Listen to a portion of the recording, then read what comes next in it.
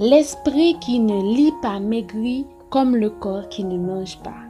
L'esprit qui ne lit pas maigrit comme le corps qui ne mange pas. Dixit Victor Hugo. Pour plusieurs, la lecture leur permet de découvrir de nouveaux mots. Pour d'autres, elle est leur façon à eux de s'évader, d'explorer de nouveaux horizons, de faire de nombreuses découvertes.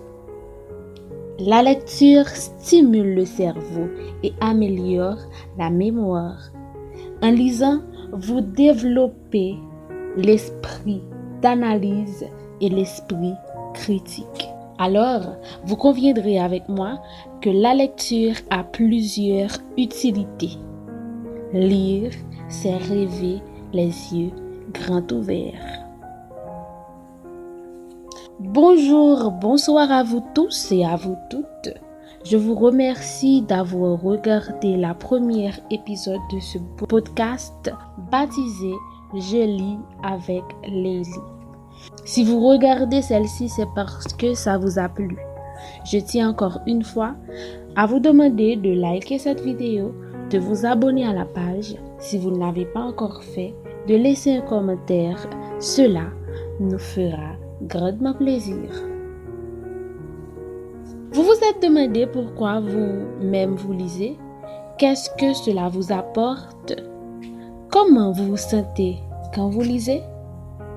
Si vous ne vous avez jamais posé ces questions, je vous conjure donc à vous questionner afin de trouver ces réponses. C'est super important. Aujourd'hui, dans cette vidéo, je vais partager avec vous ma première rencontre avec la lecture.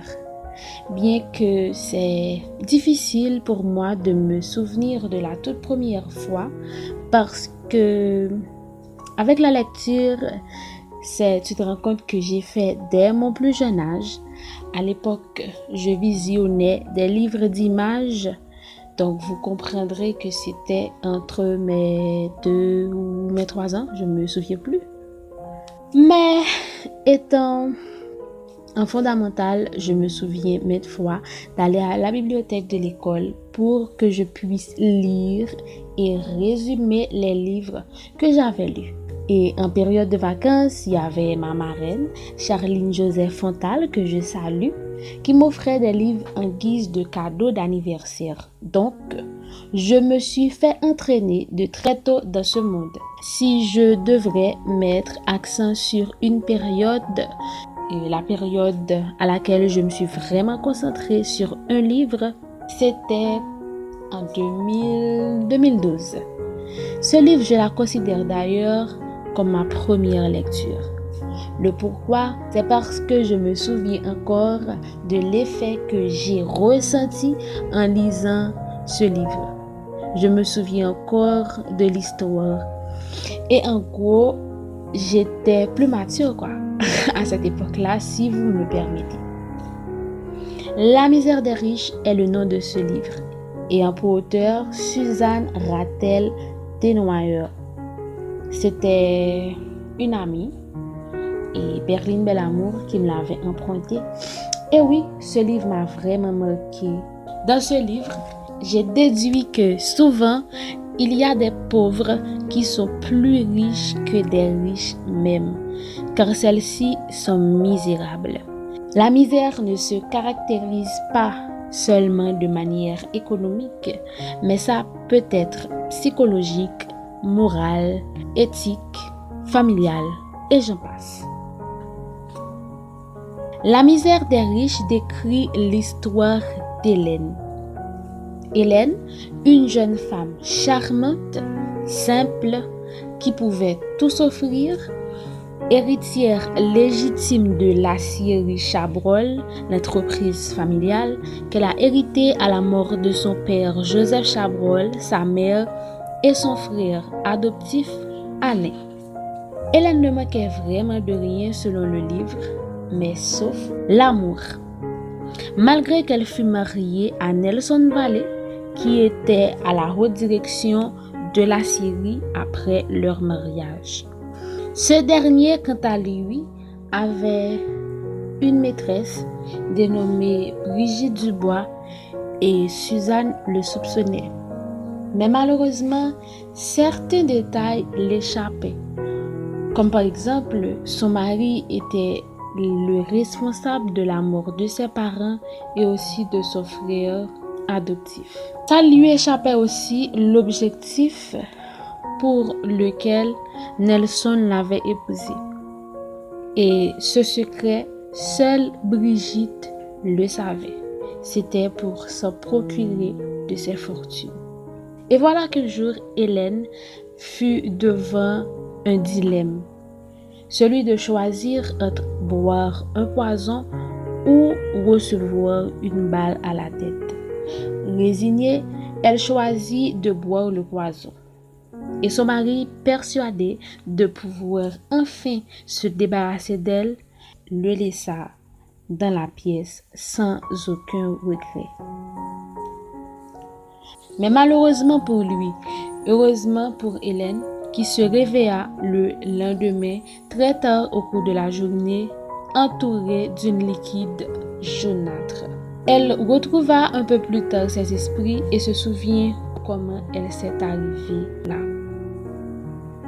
Grâce à une indigestion de quelque chose qu'elle avait mangé la veille lors d'une rencontre avec un ami de la Syrie, l'avocat familial qui était d'ailleurs l'homme de confiance de son père. Sans le savoir, Hélène a eu cette indigestion qui lui a permis de vomir l'aliment qu'elle avait non seulement mal digéré, mais aussi le poison qu'elle avait bu. Toutes ces choses se sont passées dans un hôtel à quelques mètres de sa maison respective. Ceci a été très bien planifié, calculé par Nelson, qui avait trouvé qu'il serait mieux ou plus prudent pour que personne ne soupçonne ce crime qu'il a commis. Hélène se hâta d'aller chez sa marraine, Agnès Mercier. Elle se coupa les cheveux, ne pouvant pas porter plainte contre son mari par manque de preuves.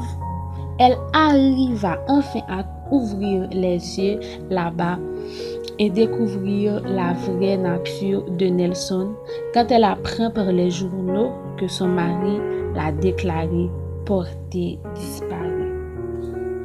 Et c'est chez Agnès qu'elle saura toute la vérité sur Nelson et aussi elle alla trouver l'amour de sa vie. Ainsi, la misère des riches est le combat de la vie avec ses exigences et ses passions que dévoilent de multiples visages aux prises avec des sentiments contradictoires. Comme je vous l'avais dit au départ, la misère des riches est une histoire tant palpitante qu'émotive. Et voilà, j'ai partagé avec vous ma première rencontre avec la lecture et aussi mon premier bouquin lu. Maintenant, à vous de partager avec moi votre première rencontre avec la lecture. Et ça a été quoi votre premier bouquin? Comment vous vous êtes senti? À l'occasion de la Journée internationale de la lecture, je ferai une émission spéciale avec vous. De ce fait, vous aurez à faire une vidéo qui ne dépasse pas 3 minutes dans laquelle vous partagez votre première expérience et je sélectionnerai ces vidéos pour faire l'essence de la 4e épisode de Je lis avec Lélie. Vous trouverez les critères sur mon compte Instagram, Lélie22 official. Et oui, j'attends impatiemment votre vidéo. Vous avez jusqu'au 16 avril pour l'envoyer via WhatsApp sur le 47 34 36 98. Je reprends 47 34 36 98. C'était vraiment un honneur pour moi d'avoir partagé avec vous ma première rencontre avec la lecture.